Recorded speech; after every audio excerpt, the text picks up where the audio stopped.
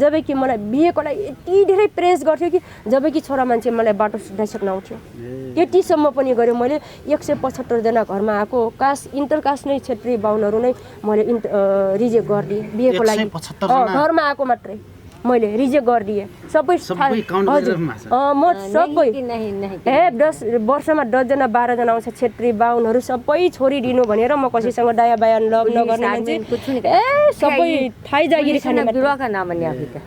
खाने मात्रै थियो नराम्रो मान्छे कोही पनि पुरुष मान्छेको अनुहार देख्यो भने मेरो मुटु ढकढक धड्कन बढिहाल्ने अनि त्यस्तो हुन्थ्यो स्कुलमा पढ्ने बेला पनि सरहरूसँग चाहिँ म डराउँथेन म धेरै मोटो थिएँ धेरै गोरो थिएँ 62 केजीको थिएँ अहिले 42 केजी छु जबकि मैले पढिसकेपछि 6 महिनामा मेरो बुवाको हार्ट अट्याक भएर बित्नुभयो केटा मान्छेसँग नजिक नपर्ने केटा मान्छेको अनुहार देख्यो कि प्रसिद्ध हुने मान्छे अहिले उपचार गर्न त केटा मान्छे पनि आउनुहुन्छ होला पक्कै पनि आउनुहुन्छ जस्तो सुकै केस अब केही पनि लाग्दैन अब बानी परिसक्यो अब कि हामीले नर्सिङ पेसादेखि स्वास्थ्य पेसादेखि हट्नु पर्यो अब बानी परिसक्यो सर कि म भने के अरे मलाई पढाउनुहोस् कि भने चाहिँ म तपाईँको घरमा पढ्दिनँ कि बर्मा कुमारीमा जान्छु भनेपछि मेरो यदि नर्स चाहिँ नपढाएमा तपाईँ बर्मा कुमारीमा जाने त्यो खालको तपाईँको जिद्दी गइसक्थ्यो होला सायद हजुर अनि म बिहे चाहिँ गरिनँ भनेर उहाँलाई धेरै प्रेस गरेपछि मम्मीले पनि सहजै स्वीकार्नु भयो मलाई चाहिँ अब यस्तो मजाले ड्रेस लगाएर पढेर आउनु के अरे जागिरी खाएर आउनुहुन्छ म पनि यस्तै बन्छु भन्ने मलाई चाहना थियो पहिला अब यस्तो फोहोरी काम हो यति बिजी होला भन्ने मलाई चाहिँ दिमागमा त्यो चाहिँ सोचेन सर पढिसकेपछि धेरै गाह्रो भयो मलाई 6 महिना पढिसकेपछि यति डेलिभरी गराउनु पर्ने अब सबै फोहोरहरू ड्रेसिङहरू बनुन पोलेको पेसेन्टहरूलाई एक्लै ह्यान्डल गर्नुपर्ने चाहिँ कोही साथीहरू फेरि भएर ढलिहाल्थ्यो अनि म चाहिँ त्यस्तो कहिले पनि भएन म एक्लै पनि अब अलिकति फोहोर देखेर म खाना नखाने मान्छे मलाई धेरै टाइमसम्म पनि त्यो ओजेटीहरू गर्दा त्यो पेसेन्टहरूको छुट्टा मलाई खाना खान पनि मन लाग्थेन अब सधैँभरि भोको राख्न पनि त शरीरलाई भएन अनि बाध्यताले गर्दा त्यो पेसाहरूदेखि अब घिनहरू पनि मरेर गयो त्यस्तो गरेर बानी परिहाल्यो सर म ठुलो एक्सिडेन्ट परेको थिएँ मलाई मेरो हात पनि चल्थेन सर म कपडा पनि लगाउन सक्थेन म डटपेन पनि पकड्न सक्थेन अनि मेरो दिदीले कपडा लगाए ठुलबुवाको दिदी र म सँगै बस्थ्यौँ तर अनि मलाई चाहिँ म कपडा पनि निकाल्न सक्थेन लगाउन पनि सक्थेन म एक्सिडेन्ट परेको हुना यसरी हेर्नु भयो बिस्तारै साल निकालिसकेपछि उहाँले बिस्तारै आँखा पिर्लिक पल्टाउनु भयो अनि मैले लाग्यो जीवित हुनुहुन्छ भनेर अनि त्यसपछि प्लासेन्टाको सबै कुटकाहरू निकालेर सबै मैले चाहिँ सबै निकाले क्लियर बनाइसकेपछि उहाँहरूले भन्नुभयो म रोएँ त्यहाँ पनि अहिले पनि मलाई हाँसिन्छ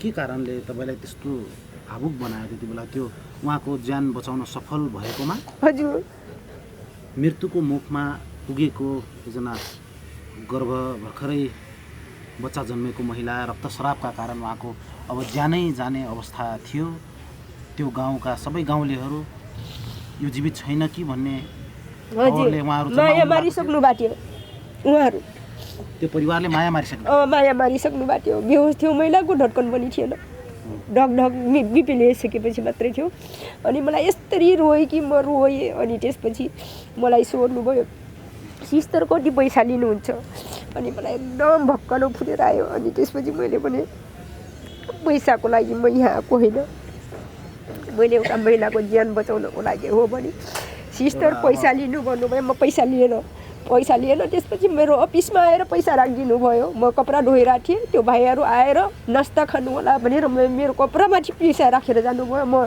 लिएन म एउटा महिलाको ज्यान जोगाउनु ठुलो कुरो हो मलाई पैसाको लागि म काम गर्न आएको होइन यहाँ भने त्यसपछि 3 जनालाई मरिसकेको मान्छेलाई मैले बचाइसकेको छु रवि ओली भन्ने मान्छे चाहिँ हाइपरटेन्सनको चाहिँ सल्यानमा कार्यरत थिए त्यतिखेर चाहिँ 180 प्रेसर भइसकेको थियो उहाँ बेहोस हुनुहुन्थ्यो अनि एम्बुलेन्स बोलाएको 11 बजे पनि साँझको 3 बजे आयो मैले भर्ना पनि लिइराखेको थिएन म एक्लै थिएँ अफिसमा डसेको बेला उहाँलाई पनि सिरियस भएको मर्न लागिसकेकोलाई उहाँलाई पनि बचाएँ 3 जनाको ज्यान चाहिँ मैले कहिले पनि बिर्सिँदैन उहाँ पनि अहिले विदेशबाट मलाई फोन गर्नुहुन्छ सिस्टर भनेर त्यति माया गर्नुहुन्छ 3 जनाको घटना चाहिँ म कहिले पनि बिर्सिन सक्दैन सर दर्शकबिन नमस्कार। श्री इन्टरटेनमेन्ट, जनआवाज नेपाल, नागरिक सञ्चार लगायत विभिन्न मिडियामा यहाँहरूलाई हार्दिक स्वागत गर्न चाहन्छु। म श्री चौधरी। दर्शकबिन, यति बेला हामी दाङको तुलसीपुर नगरपालिकाको प्राङ्गणबाट बोलिरहेका छौँ। आज हाम्रो फ्रेममा हुनुहुन्छ एकजना 62 वर्षीय वृद्ध आमा र उहाँको छोरी। उहाँको छोरी धेरै सङ्घर्ष गरेर अहिले चाहिँ यो स्थानमा हुनुहुन्छ। उहाँ पेसाले स्वास्थ्य पेसामा हुनुहुन्छ। मानव सेवासँग समर्पित काममा उहाँ चाहिँ आफ्नो जीवन अर्पण गर्नुभएको छ। यो स्थानसम्म पुग्नका लागि धेरै सङ्घर्षहरू गर्नुभएको छ, धेरै दुःख कष्ट झेल्नु भएको छ र अहिले एउटा सफल नारीको रूपमा एउटा चौधरी समुदायको एकजना चेली एउटा सफल स्थानमा पुग्नु भएको छ। उहाँसँग जोडिएर हामी उहाँको जीवन भोगाइ र उहाँले गरेका सङ्घर्ष र यो स्थानसम्म पुग्नका लागि के कस्ता चुनौतीहरू झेल्नुभयो लगायतका विषयमा रहेर हामी उहाँसँग कुराकानी जोड्दैछौँ। दुवैजनालाई नमस्कार, स्वागत छ। नमस्ते। हजुरको शुभ नाम? मेरो खास नाम चाहिँ सीता चौधरी। डकुमेन्टमा चाहिँ मेरो सीता चौधरी छ। अनि खासमा पहिलाको नाम चाहिँ सुलोचना चौधरी हो। अनि डकुमेन्टमा चाहिँ पछाडि चाहिँ मेरो सीता चौधरी भनेर राखिदिनु भएको छ। आमाको नाम? आमाको बजारी छ। हजारी चौधरी। बजारी चौधरी। अघिको जमाना बुवा बजार दिनमा जन्मन बुवा नाउँदा अनि म्याडम, अहिले त तपाईँ एउटा मानव सेवामा समर्पित काममा लाग्नु भएको छ। मान्छेको जीवन बचाउने। किन भावुक हुनुभयो सुरुमै? सुरुवातीका दिनहरू कस्ता थिए तपाईँ यो स्थानसम्म पुग्नका लागि? कसले साथ दिनुभयो? कोबाट प्रेरित हुनुभयो यो क्षेत्रमा लाग्नु? सबैजनालाई धन्यवाद। हजुरहरूले मलाई एकछिनको लागि, 1 घन्टाको लागि टाइम दिनुभएकोमा सबैलाई, पत्रकारहरूलाई सबैलाई धन्यवाद सर्वप्रथम दिन चाहन्छु। मलाई खासमा यो क्षेत्रमा लाग्नुको विशेष कारण चाहिँ मेरो घरमा चाहिँ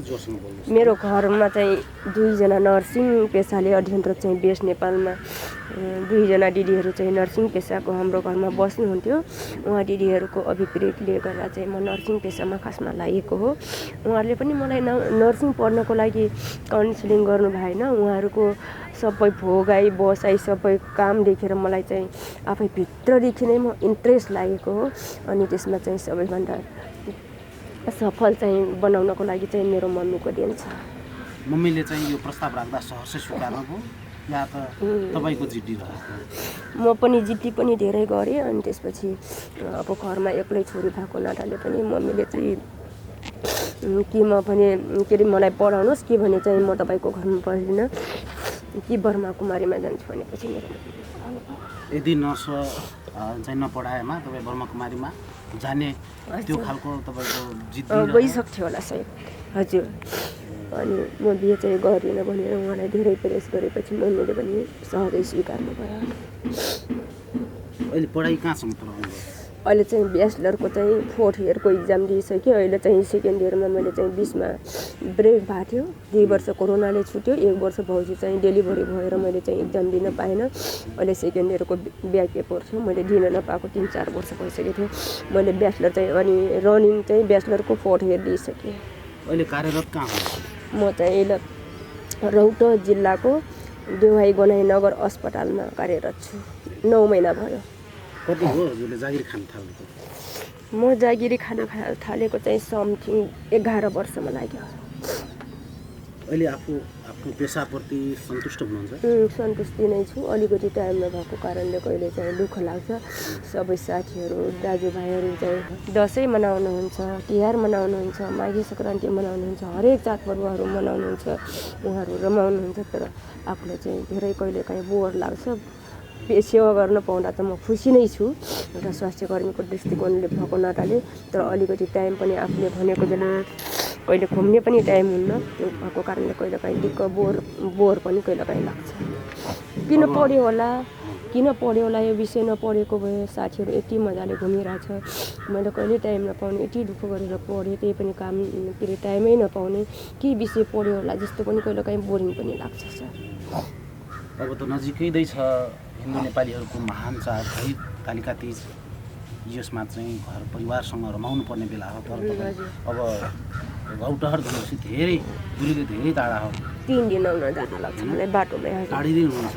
के कुराहरू मिस गरिरहनु भएको छ आफ्नो माइती देशको अब लाग्छ अब दसैँ यहाँ नजिक भइदिएको भयो नजिक यहाँ भएको बेलामा पनि खासै मैले दसैँ तिहारको पनि मैले खासै मनाएन हजुर जबदेखि म नर्सिङ पेसामा अध्ययनरत भइसकेपछि त्यसपछि नर्सिङ पेसामा म कार्यरत भएँ त्यतिखेरबाट नै मैले दसैँ तिहार कस्तो हुन्छ भन्ने मलाई खासै राम्रोसँग अनुभव छैन खासै मनाउन पाइँदैन त्यही भएर अब बिजी भइन्छ ड्युटी अब कि स्वास्थ्य पेसा फेरि यस्तो पेसा हो कि अब स्वास्थ्य पेसा भनौँ अरू पेसासँग पनि जोड्न चाहन्छु एउटा डक्टर नर्सको पेसा एउटा ड्राइभर खलासीको पेसा एउटा आर्मी पुलिसको पेसाहरू सबै लगभग समथिङ बराबरै हो ड्युटी नगरिकन खान पाइँदैन अनि त्यो भएको कारणले गर्दा जब म नर्सिङ पढिसकेपछि पनि मैले खाली टाइम पाएन एक दिन पनि मैले रमाउन पाएन जब म नर्सिङ पढिसकेपछि अनि एक दिन खाली नबसिकन मैले चाहिँ एनजिओमा जागिर खान आएको थिएँ त्यतिखेरदेखि नै म बिजीलाई बिताउन सफल भएँ यस्तो जटिल पेसामा तपाईँ किन पाइला चाल्नुभयो होला अहिले चाहिँ पहिले मलाई यस्तो भयो कि मलाई यति अब नर्सिङ पेसा दिदीहरूले ड्युटी गरेर सेतो ड्रेस लगाएको देख्दा एप्रोनहरू लगाएको देख्दा सेतो साडीहरूमा ड्रेसमा चिटिक्क परेर ड्युटीबाट आउँदा मलाई चाहिँ डक्टर एकदम रहर लाग्यो मलाई उहाँहरूले यो पढ्नुपर्छ नानी भन्नु पनि भएन म सानै थिएँ लगभग 4-5 क्लासमा पढ्थेँ अनि मलाई बोलाउनुहुन्थ्यो एउटा दिदी चाहिँ रेणुका सारू गेलाङ मगर हुनुहुन्थ्यो स्याङ्जाको अनि दिदीले चाहिँ मलाई आफ्नो रुममा लैजाने कि सुत्न मलाई लैजाने मलाई फेरि डर लाग्थ्यो म सानै थिएँ दिदीसँग नै बस्थेँ अनि मलाई भाउजू भनेर मेरो मम्मीसँग मलाई मागेर पनि लगिहाल्नुहुन्थ्यो म फेरि कहीँ जानु थिएन अब म दिदीको कोठामा चाहिँ जान्थेँ नजिकै दुईवटा घर थियो दुईवटा घरमा एउटा घरमा दिदी बस्नुहुन्थ्यो अनि मलाई लाग्थ्यो कि म यो यस्तो मजाले दिदीहरू जागिरी खानुहुन्छ यो पेसामा लाग्नु भएको छ म पनि यो बन्न पाएँ कति सहज हुन्थ्यो भन्ने मलाई पहिला देखेकै थियो उहाँहरूले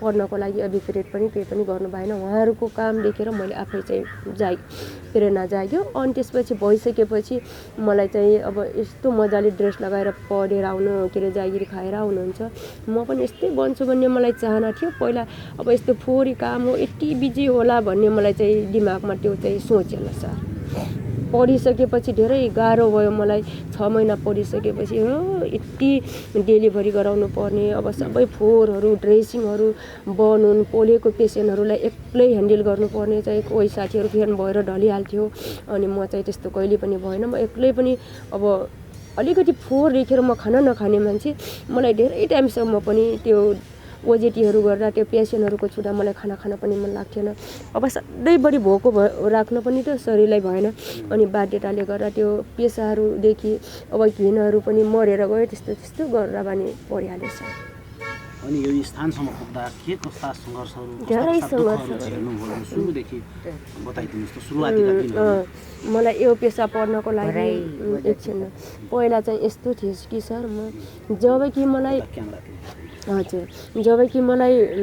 के अरे यो पेसामा म कुनै पनि मान्छेहरू छोरा मान्छेको अनुहार देखेर डराउँथेँ म त्यस्तो थिएँ हजुर मलाई यतिसम्म म यो ठाउँसम्म पुग्छु भनेर मलाई साहस पनि आँट पनि थिएन म कुनै छोरा मान्छे मैले स्कुल पढ्न जाने बेलामा मेरो पछाडि स्कुल नै गइरहेछ भने पनि म डराउँथेँ है तर क्लासमा जहिले पनि क्लासमा अगाडि बस्थेँ पहिलो बेन्चमा नै बस्थेँ सरहरूले पढाउनु भयो भने मैले सबैभन्दा अगाडि नै लेखेर कपीहरू बुझाइहाल्थेँ पढ्नमा चाहिँ म जे होस् ट्यालेन्ट नै थिएँ सरहरूले पनि माया गर्नुहुन्थ्यो तर कोही छोरा मान्छे बोलाउँदा पनि मलाई एकदम मुटु ढकढक झट्कन चल्थ्यो नर्सिङ पढ्ने बेला पनि मेरो मम्मी बाबा नै घरै कलेजमा छोडेर आउनुहुन्थ्यो जब कि म तुलसीपुर आउनलाई पनि मलाई साथी बिना आउन सक्थेन त्यस्तो मान्छे थिएँ जब नर्सिङ पढिसकेपछि 40 जना चाहिँ हाम्रो कलेजको स्टुडेन्ट थियो 5 जना चाहिँ भइरहेको वैकल्पिकमा नाम निक्लेको स्टुडेन्ट थियो 45 जना स्टुडेन्टमा पनि मैले एकदम राम्रो थर्ड स्टुडेन्ट हो 7 वटा विषयमा चाहिँ मैले कलेजै टपेको हो 7 वटा विषयमा चाहिँ ओजेटीमा पनि डिसिप्लिनमा पनि अनि 5 वटा अरू सब्जेक्ट गरेर टोटल 9 वटा सब्जेक्टमा 5 वटा चाहिँ म कलेजै टपेको हो अनि त्यसपछि म कलेजमा चाहिँ एकदम ट्यालेन्ट थियो कहिले पनि मैले एकजना बिएन पढेको म्याडम डक्टरले पढाउनुहुन्थ्यो उहाँले अब जब सोध्नुभयो भने जाने नभने क्लासभरिमा घन्टीभरि उभिदिनुहुन्थ्यो तर मैले कहिले पनि उभिएन कहिले पनि टिचरको स्कुलमा बस्ने बेला पनि मैले स्कुलमा जाने भने सरहरूले मलाई पिट्न लगाउनुहुन्थ्यो साथीहरूलाई तर म कहिले पनि पिटेन म अहिले उहाँहरूलाई पिट्यो भने उहाँहरूले बाटोमा मलाई पिट्नुहुन्छ त्यो कारणले कहिले पिटेन फेरि सरहरूले आफै पिट्नुहुन्थ्यो अनि त्यसपछि घरमा पनि मेरो एकजना दाइ एकदम ठुलो मम्मीको छोरा अहिले पनि उहाँ हाम्रो परिवारमा लगभग सबैजना हेल्थ पर्सन नै छ। मेरो आफ्नो ठुलबाबाको सबै माइली भाउजू पनि हेल्थ असिस्टेन्ट हो, घोराइमा नगरपालिकामा हुनुहुन्छ ठाई। अनि त्यसको दाइ पनि सिआइबी हो, ठुल्दाइको छोरी पनि स्टाफ नर्स हो, एउटा MBBS डक्टर पढेछ, एउटा अङ्कलको छोरा ल्याब छ, अनि फुफाजू काका काकीहरू सबै टेक्निकल पर्सन हो। अनि त्यसपछि मलाई के अरे घरदेखि उहाँ जान नसक्ने मान्छे, त्यस्तो मान्छे, म एकदम डराउने मान्छे मम्मीहरूले छोड्न आउनुहुन्थ्यो। अनि त्यसपछि मलाई एकदम कहीँ बोल्न पनि सक्थेन, परिचय दिन पनि डर लाग्थ्यो। तर स्कुलमा चाहिँ पढाउने बेला सरहरूले लिनुभयो भने क्वेसनहरू टक्क अगाडि पुगिहाल्थ्यो। अनि त्यसपछि गर्दा मैले SLC पास गरेँ फर्स्टमा। SLC पास गरिसकेपछि अनि त्यसपछि मसँगै भाउजूहरू अरू साथीहरू हुनुहुन्थ्यो, ब्याचलर पढ्ने मान्छेहरूले नर्सिङमा इन्ट्रान्समा नाम निकाल्न सक्नु भएन। अनि मेरो आफ्नै दिदीहरू फुपूहरू पनि मसँगै पढेको साथीहरू पनि सबै SLCमा फेल हुनुभयो। SLCमा अलिकति मेरो चाहिँ डिभिजन नम्बर 0.5% मात्रै पुगेन सर। अनि म एक्सिडेन्ट परेको थिएँ, जबकि मैले हात चलाउन सकेको थिएन। मेरो एक साइडमा चाहिँ मलाई चाहिँ पुरै टाउकोदेखि यहाँदेखि कुनै ठाउँमा पनि बाँकी थिएन। म यहीँ तुलसीपुरमा म ठुलो एक्सिडेन्ट परेको थिएँ। म आफै दादाले मलाई लडाउनु भएको थियो, अनि त्यसपछि अनि त्यसपछि म ठुलो एक्सिडेन्ट परेको थिएँ। मेरो हात पनि चल्थेन सर, म कपडा पनि लगाउन सक्थेन, म डटपेन पनि पकड्न सक्थेन। अनि मेरो दिदीले कपडा लगाए, ठुलबुवाको दिदी र म सँगै बस्थ्यौँ। तर अनि मलाई चाहिँ म कपडा पनि निकाल्न सक्थेन, लगाउन पनि सक्थेन। म एक्सिडेन्ट परेको हुनाले एउटा हात यति चल्थ्यो, हल्का हल्का चल्थ्यो। OJT सकिसकेपछि मलाई OJT सकेको अर्को दिनदेखि नै मलाई एकदम एनजिओमा जनजाति कोटादेखि नै ओरेक नेपाल संस्था सुन्नुभएको छ होला हजुर, अहिले चाहिँ लगभग 30-35 वर्ष नै भयो होला समथिङ। त्यो संस्थामा चाहिँ एकजना ढम्कली चौधरी भन्ने चाहिँ के अरे सांसद हुनुहुन्छ, हाम्रो गाउँको काकी पर्नुहुन्छ, आफ्नो गोत्यार हो। उहाँ चाहिँ काकी चाहिँ त्यहाँ ओरेक नेपाल संस्थामा आबद्ध भइराख्नु भएको थियो, 2-3 वर्ष जब गरिसक्नु भएको थियो काउन्सिलरको रूपमा। तर मैले काकीलाई हल्का फुल्का चिन्थेँ, तर म गाउँमा खासै डुल्थेन। त्यति काकी हुनुहुन्छ भन्ने थाहा थियो, तर त्यति डिटेलमा उहाँसँग बस्ने यताउति केही थिएन, घर टाढा टाढा भएको कारणले। अनि मम्मीसँग नुहाउन जानुभएछ। अनि दिदी नर्स पढेको केटी खोजिराख्नु भएको छ हाम्रो अफिसमा। अनि जनजाति कोटा नानीले पढेको, जसरी भए पनि नानीलाई पठाइदिनु, मलाई भेट्न पठाइदिनु भन्नुभयो, रिक्वेस्ट गर्नुभयो, तर मसँग भेट भएन। अनि त्यसपछि मैले मानेन। त्यसपछि फेरि 2-3 चोटि चाहिँ अफिसबाट नै फोन गरेर मलाई बोलाउनु भयो। गइसकेपछि म घरमा नगइकन पढिसकेर OJT सक्ने बित्तिकै मैले एनजिओमा आफ्नो सामान पनि नलिकन डाइरेक्ट यहाँ गइसकेपछि मलाई इन्टरभ्यू लिनुभयो। इन्टरभ्यू लिइसकेपछि त्यसपछि भोलिदेखि जबमा आउनु भन्नुभयो। जबकि उहाँ 6 महिनासम्म OJT गरेर बस्नु भएको थियो, त्यो सिस्टरहरू हामी काम गर्छौँ भनिराख्नु भएको थियो, तर उहाँहरूलाई राख्नु भएन। मलाई बोलाउनु भयो, इन्टरभ्यू लिनुभयो। मेरो रिजल्ट पनि पास आउट भएको थिएन। अनि मैले त्यहाँ गएर मलाई चाहिँ बोलाउनु भयो। अनि त्यसपछि भोलिदेखि हाजिर हुन आउनु भन्नुभयो कोअर्डिनेटर अनिता राई भन्ने दिदीले। अनि त्यसपछि मैले त्यहाँ म कसैसँग पनि परिचय पनि गर्न सक्थेन सर। अनि मलाई अब छोरा मान्छेको अनुहार देखेर डराउने मान्छे, मलाई 5वटा गाविसमा चाइल्ड केयर सेन्टर, त्यसपछि मनोविमर्श सेन्टर, अनि त्यसपछि काउन्सिलिङ सेन्टर, अनि हामी चाहिँ स्वास्थ्यको मान्छे चाहिँ चाइल्ड केयर र बाल विकास चाइल्ड केयरमा र के अरे काउन्सिलिङ सेन्टरमा चाहिँ 5वटा हेकुली, सिरिगाउँ, तरिगाउँ, उरहरी, मानपुर। अनि त्यसपछि 5वटा गाविसमा हामी महिनामा 1 दिन जानै पर्थ्यो नर्सिङ पेसाको मान्छेले चाहिँ।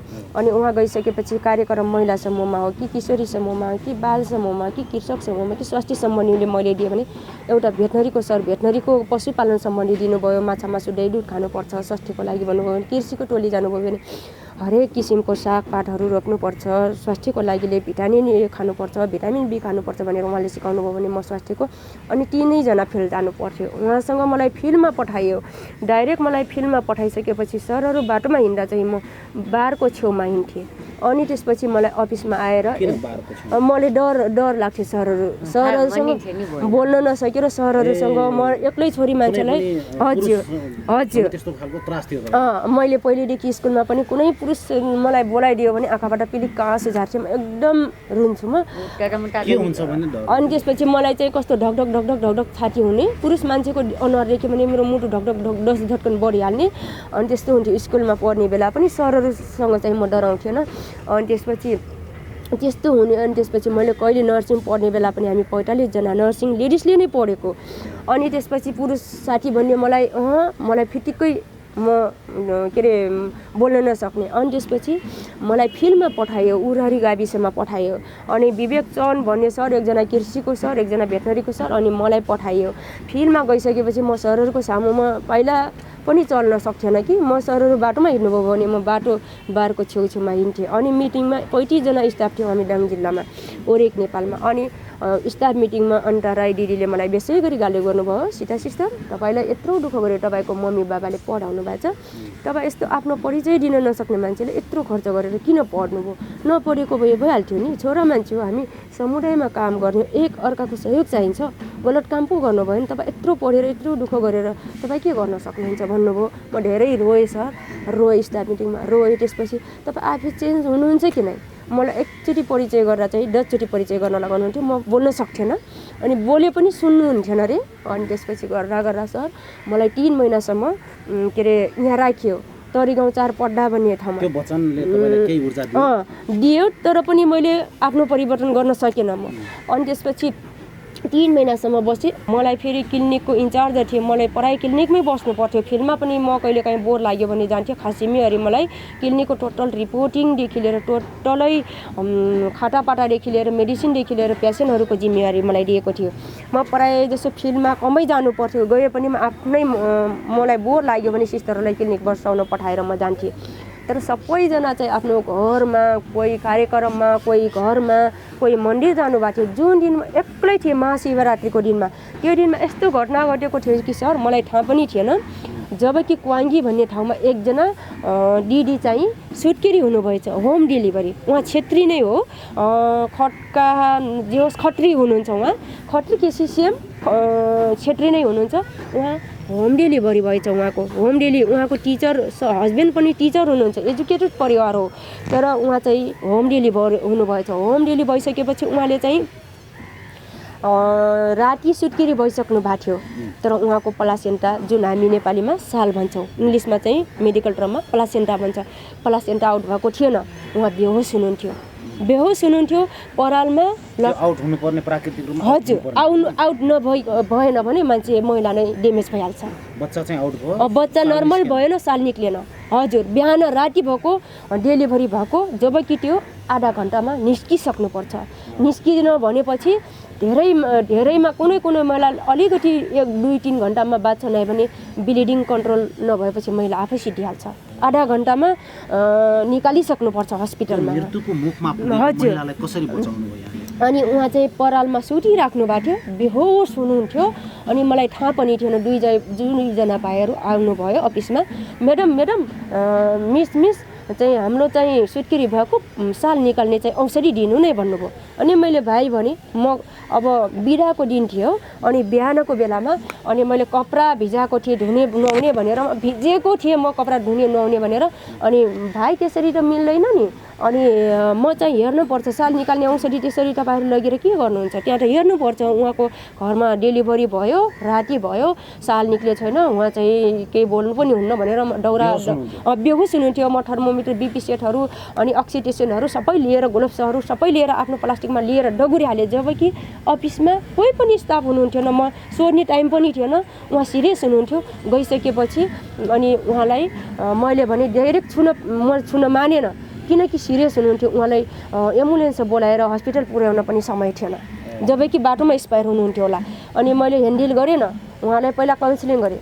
सर तपाईँहरूको केस एकदम जटिल भइसक्नुभयो, सुत्केरी राति भएको, अहिलेसम्म पनि यो साल निक्लेको छैन, जबकि उहाँ खुनमा बेहोस हुनुहुन्छ, खुनमा डुब्नु भएको छ। अनि तपाईँ साल निकाल्ने औषधि लिन को आउनु भएको थियो? त्यहाँको नजिकैको स्वास्थ्य चौकी? त्यहाँको नजिकैको स्वास्थ्य चौकी थिएन, स्वास्थ्य कर्मी केही पनि होइन, त्यहाँ गाउँको भाइ साधारण व्यक्ति। अनि उनीहरू साल निकाल्ने औषधि कसरी दिन्छ ल? त्यही भएको कारणले गर्दा म दिएन। जान्न पनि उनीहरू जाँदैन, त्यो इन्जेक्सन दिनुपर्छ। अनि त्यसपछि त्यो मिल्दैन भाइ तपाईँहरूले भनेर म आफै नै गएको थिएँ। उनीहरू हिँड्नु पनि भनेन, अनि मैले आफै गएको थिएँ। अनि त्यसपछि अक्सिटेसन 10 युनिट लगाएर उहाँलाई मैले भने पहिला मलाई ह्यान्डल गर्न दिनुहुन्छ कि नै यो केस ह्यान्डल गर्न दिनुहुन्छ तर तपाईँहरूको रिस्क लिँदिनँ दायाँ बायाँ केही भयो भने म जिम्मेवारी लिँदिनँ तपाईँहरू जिम्मेवारी लिनुहुन्छ भने घरलाई हस्बेन्डलाई लिन्छु नै भने म ह्यान्डल गरेन किनकि यो जटिल भइसकेछ तलमाथि के भयो भने मलाई मेरो अफिसलाई नै बचाउनुहुन्न बाँकी राख्नुहुन्न भनिसकेपछि ल हामी केही भयो भने तलमाथि हामी जिम्मेवारी हुन्छौँ अनि कपी पनि साइन गराउने थिएन हतारमा गएको अनि म एक्लै गएको कोही साथीहरू पनि थिएन मलाई एकदम दुःख लाग्यो म दौडी गएको लगभग 10 मिनट जतिको बाटोमा अनि गइसकेपछि बेहोस हुनुहुन्थ्यो उहाँ निदाइसक्नु भएको थियो लगभग श्वास ढक्कन मात्रै थियो ढकढक केही पनि बोलाउने अवस्थामा हुनुहुन्थेन खुन रक्तस्राव भएर जमिसक्नु भएको थियो परालमा बाहिरै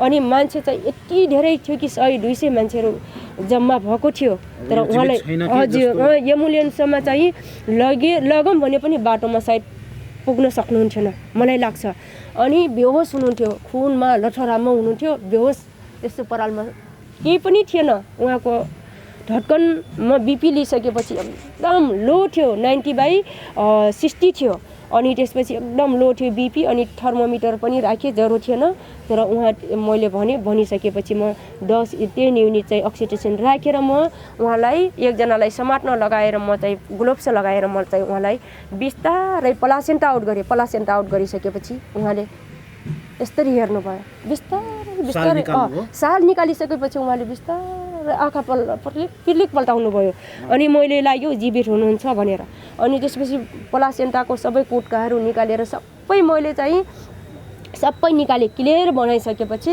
उहाँहरूले भन्नुभयो म रोएँ त्यहाँ पनि अहिले पनि मलाई हाँसिन्छ के कारणले तपाईँलाई त्यस्तो भावुक बनायो त्यति बेला त्यो उहाँको ज्यान बचाउन सफल भएकोमा हजुर मृत्युको मुखमा पुगेको एकजना गर्भ भर्खरै बच्चा जन्मेको महिला रक्तस्रावका कारण उहाँको अब ज्यानै जाने अवस्था थियो त्यो गाउँका सबै गाउँलेहरू यो जीवित छैन कि भन्ने हजुर माया मारिसक्नु भएको थियो उहाँहरू त्यो परिवारले माया मारिसक्नु भएको थियो बेहोस थियो महिलाको ढड्कन पनि थिएन ढकढक बिपी लिइसकेपछि मात्रै थियो अनि मलाई यस्तरी रोएँ कि म रोएँ अनि त्यसपछि मलाई सोध्नुभयो सिस्टर कति पैसा लिनुहुन्छ अनि मलाई एकदम भक्कनो फुटेर आयो अनि त्यसपछि मैले भने पैसाको लागि म यहाँ आएको होइन मैले एउटा महिलाको ज्यान बचाउनको लागि हो भने सिस्टर पैसा लिनु भन्नुभयो म पैसा लिएन त्यसपछि मेरो अफिसमा आएर पैसा राखिदिनु भयो म कपडा धोइरहेको थिएँ त्यो भाइहरू आएर नास्ता खानु होला भनेर मेरो कपडामाथि पैसा राखेर जानुभयो म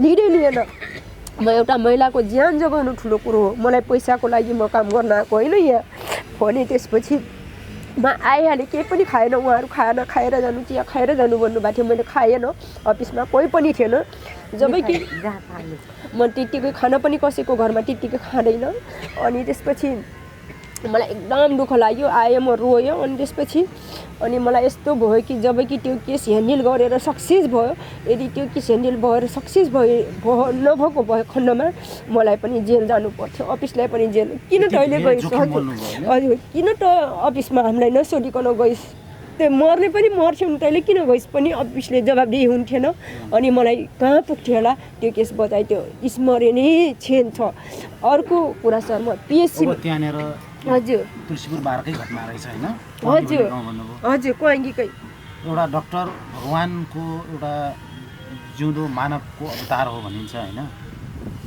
त्यो खालको एउटा भनाइलाई तपाईले यथार्थ चित्रण गर्नुभयो त्यहाँनेर म मेन परिवर्तन भएको चाहिँ मलाई सगरमाथा पठाइसकेपछि मलाई एकदम तिरुवा खोलामा म एक्लै फिल्डमा गएको बेला मलाई दिदीले बस्ने भन्नुभयो तर मानेन मैले अनि तिरुवा खोलामा राति भयो त्यसपछि म परिवर्तन आफै भएँ जब कि मलाई यति बालु ढस भयो बाघ भालु कसको बलात्कार हुन्छु कि भन्ने भयो अनि म एकदम घर सम्झेर रोएँ अनि मैले बोल्न सकेको भए मलाई अफिसले यहाँ पठाउँथेन म बोल्न पर्ने रहेछ भन्ने मलाई हजुर मलाई एकदम त्यसपछि मैले तिरुवा खोलामा त्यो सङ्घर्ष भोगिसकेपछि म आफै नै परिवर्तन भएँ अनि आइसकेपछि म स्वास्थ्यको स्कुल शिक्षा +2 को लागि स्कुल शिक्षा चलाएन कि हाई स्कुलमा स्कुल शिक्षा चलाएन कि ट्रेनिङ चलाएन कि स्वास्थ्यको विषय विषयमा महिला समूहमा, किशोरी समूहमा, कृषक समूहमा, बाल समूहमा सबै ट्रेनिङ अभिमुखीकरण सबै चलाएर हिँडेँ। त्यसपछि मलाई कसैले पनि कम्प्लेन गरेन। अब तपाईँ पूर्ण रूपमा खाइसक्नु भएको छ। हजुर, म अहिले जति सुखै कष्ट होस्, मैले जब कि मेरो मम्मी यहीँ हुनुहुन्छ, हजुरले मेरो मम्मीलाई सोध्नु, नुनदेखि सुनसम्म मेरो मम्मीलाई अहिले बोल्नुभयो भने 1 हप्तामा म पुर्याइदिन्छु। मम्मीलाई सोध्नु, उहाँलाई जस्तो किसिमको खाने चाहिन्छ, जस्तो किसिमको लगाउने चाहिन्छ, सोध्नुहोस्। हजुर हेर्नुहोस् त, अब यति ठुलो डक्टर बनिसक्नु भएको छ। एउटै छोरी बाँकी थिएन, पैसा निरा दुब्रा समूहबाट निकालेर पनि पढाउनु भयो मलाई।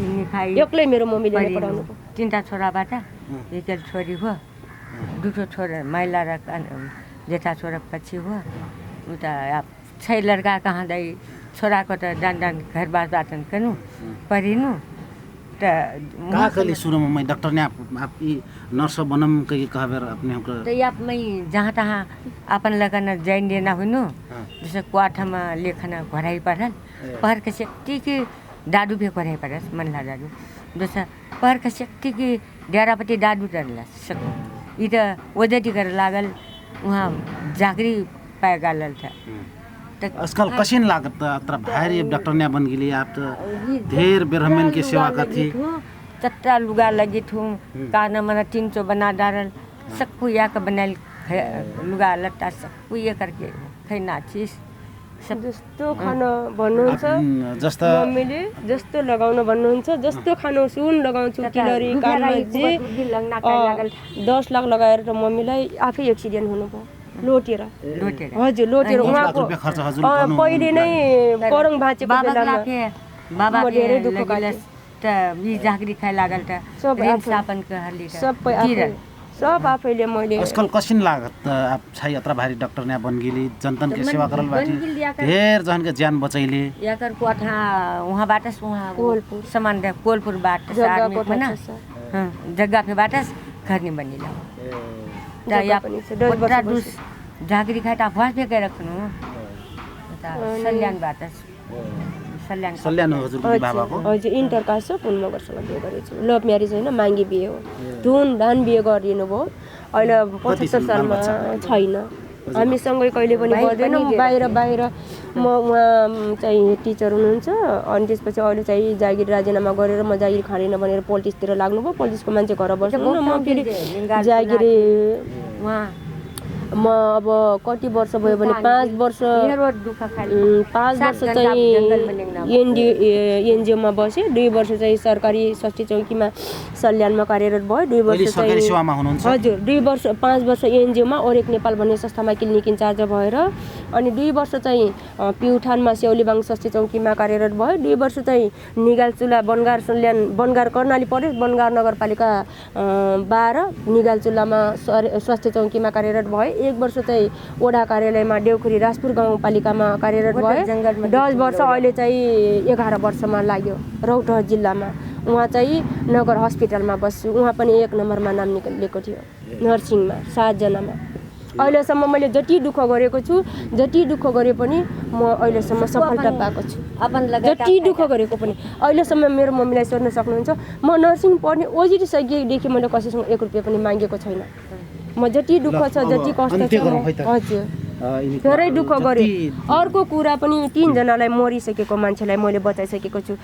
रवि ओली भन्ने मान्छे चाहिँ हाइपोटेन्सनको चाहिँ सल्यानमा कार्यरत थिए त्यतिखेर चाहिँ 180 प्रेसर भइसकेको थियो उहाँ बेहोस हुनुहुन्थ्यो अनि एम्बुलेन्स बोलाएको 11 बजे पनि साँझको 3 बजे आयो मैले भर्ना पनि लिइराखेको थिएन म एक्लै थिएँ अफिसमा बसेको बेला उहाँलाई पनि सिरियस भएको मर्न लागिसकेकोलाई उहाँलाई पनि बचाएँ 3 जनाको ज्यान चाहिँ मैले कहिले पनि बिर्सिदैन उहाँ पनि अहिले विदेशबाट मलाई फोन गर्नुहुन्छ सिस्टर भनेर त्यति माया गर्नुहुन्छ 3 जनाको घटना चाहिँ म कहिले पनि बिर्सिन सक्दैन सर म जति दुःख पाए पनि तर यति मात्र होइन सर मलाई पढाउनको लागि पढ्न नदिनको लागि होइन मम्मी मलाई कतिले भने मलाई बिहे गर्नको लागि मान्छेले म छोरासँग नबोल्ने मान्छे म धेरै मोटो थिएँ धेरै गोरो थिएँ 62 केजीको थिएँ अहिले 42 केजी छु जबकि मैले पढिसकेपछि 6 महिनामा मेरो बुवाको हार्ट अट्याक भएर बित्नुभयो एकैछिन केटा मान्छेसँग नजिक नपर्ने केटा मान्छेको अनुहार देख्यो कि प्रसिद्ध हुने मान्छे अहिले उपचार गर्न त केटा मान्छे पनि आउनुहुन्छ होला पक्कै पनि आउनुहुन्छ जस्तो कति सुकै अप्ठ्यारो लाग्छ कि लाग्दैन अब केही पनि लाग्दैन लाग्ने लाग्दछ अब बानी परिसक्यो अब कि हामीले नर्सिङ पेसादेखि स्वास्थ्य पेसादेखि हट्नु पर्यो अब बानी परिसक्यो सर अब घिन भन्ने कुरा पनि अब बानी परिसक्यो अब फोहोर देख्दा पनि खाना अलिकति टाढा गएर पनि खाइहाल्यो त्यतिखेर बेर म चाहिँ हातले खाने टाइम हुन्थेन त्यतिखेरबाट मैले चम्चाले नै खान्छु अनि सर जति दुःख गरेँ सर मैले अहिले धेरै दुःख सङ्घर्ष गरेँ मलाई त्यतिखेर चाहिँ मेरो मम्मीले सपोर्ट नगर्ने दिनुभएको भए म आज एउटा ठाउँसम्म आउन सक्ने थिएन जबकि मलाई बिहेकोलाई यति धेरै प्रेस गर्थ्यो कि जबकि छोरा मान्छे मलाई बाटो सुधाइसक्न आउँथ्यो त्यतिसम्म पनि गरेँ मैले 175 जना घरमा आएको इन्टर कास्ट नै क्षेत्रीय बाहुनहरू नै मैले रिजेक्ट गरिदिएँ बिहेको लागि घरमा आएको मात्रै मैले रिजेक्ट गरिदिएँ सबै म सबै 10 वर्षमा 10 जना 12 जना आउँछ क्षेत्रीय बाहुनहरू सबै छोरी दिनु भनेर म कसैसँग दाया बायान लभ नगर्ने मान्छे सबै थाई जागिरी खाने मात्रै थियो नराम्रो मान्छे कोही पनि मैले मानेन इन्कार गरेँ मैले अनि त्यसपछि मेरो मम्मीले मैले भने जो मान्छे मलाई बिहेको लागि कुरा गर्नुहुन्छ उसैलाई म बिहे गरेर पठाइदिन्छु पछि मलाई के भन्नुभएको थियो भने कसैले पनि यसले बिहे गर्छ होला भनेर जबकि मैले मानव अधिकारको क्षेत्रमा काम गरेँ एकदम पीडा भएको महिलाहरू हाम्रो संस्थामा आउँथ्यो त्यो देखेर पनि सर मलाई भित्रबाट नै एकदम पीडा भएर पनि मलाई त्यो पीडा किन भोग्नु भनेर बिहे गर्नतिर इन्ट्रेस्ट जाँदैन जवानीमा धेरै सुन्दर पनि हुनुहुन्थ्यो र त्यसमाथि सुन्दर थिएन मोटो थियो 175 जनासम्म आए घरमा मात्रै क्यान्सल गरेको त्यति बाहिर कट्यो मैले गर्दैन त्यसपछि फेरि मेरो हस्बेन्डले लास्टमा मेरो हस्बेन्डले मेरो घरमा आएर एकदम जिद्दी गर्नुभयो कि तपाईँहरूले छोरी दिनु भएन भने अदालत पुर्याइदिन्छु भनेर त्यतिसम्म गर्नुभयो रुनुभयो त्यसपछि मेरो मम्मीहरू दिनुभयो ढुनढान 20-22 लाख खर्च गरेर बाइक साइक दाइजो दिएर दिनुभयो मेरो बुवाले पनि जग्गा दिनुभएको थियो घरेरी मैले लिँदैन मलाई जग्गा लिनुहुन्छ कि अनि पैसा लिनुहुन्छ कि दाइजो लिनुहुन्छ कि भनेर रोजाउनुभयो तपाईँसँग पैसा पनि चाहिन्न घर पनि चाहिन्न जग्गा पनि चाहिन्न म आफ्नो लागि आफै दुःख गर्छु म बिहे गरेन भनेर यति इन्कार गरेँ तर मेरो मम्मीले रुन थाल्नुभयो यति दुःख गरेर मलाई नुनदेखि सुनसम्म पुर्यायो मेरो वचन काटिरहेछ एउटा कुरा मान्ने छैन म मर्ने बेलामा पनि यति दुःख पाउँछ मेरो वचन काट्दै म प्राण जाँदैन भनेपछि मम्मीको कुरा काट्न नसक्यो धेरै धेरै धन्यवाद यहाँहरूलाई दर्शक महानुभाव यतिन्जेल हामी प्रस्तुत गर्दै थियौँ एकजना महान साहसिक नारी हाम्रो नेपाली समाजमा भनिन्छ नि डाक्टर एउटा जिउँदो भगवानको अवतार हो सोही भगवानको शरणमा हामी कुनै पनि सामान्यदेखि जटिल समस्या लिएर हामी उनकै शरणमा जाने गर्छौँ र त्यहाँबाट निदान भएर हामी चाहिँ सकुशल भएर घर फर्कन्छौँ यी महान नारीलाई हामी उहाँले गरेका कर्म र उहाँको सङ्घर्षलाई अत्यन्तै धेरै सम्मानका साथ हामी छुटिन्छौँ यति बेला भिडियोलाई अन्त्यसम्म हेर्नुहोला र मनमा लागेका कुराहरू कमेन्ट गर्नुहोला हस्त धन्यवाद